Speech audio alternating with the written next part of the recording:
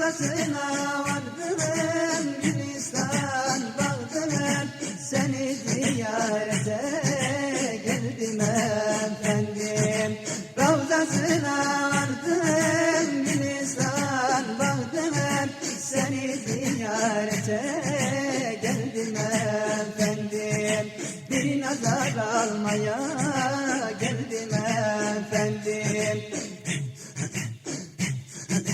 Ravzasına vardım da cennet bahçesi, oradadır nebilerin müjdesi.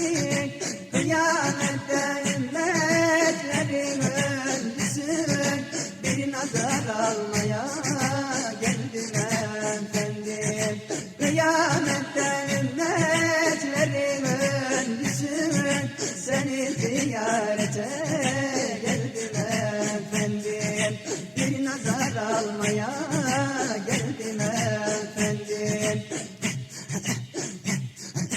Sana gelirken beni görmüşler, yolumun üstüne pusu vurmuşlar.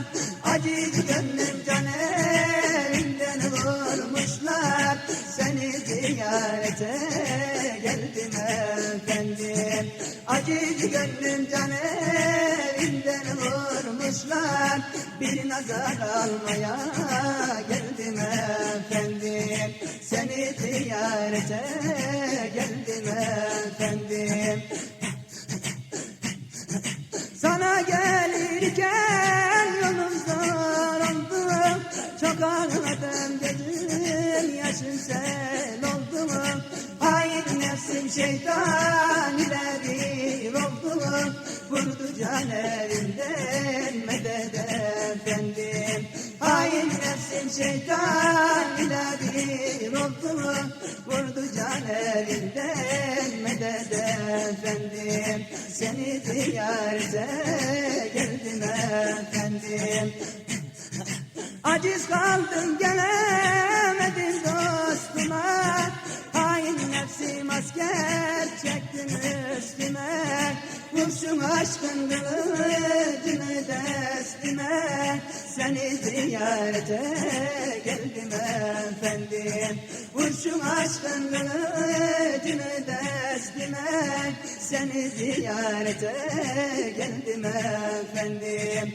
Bir nazar almaya geldim efendim.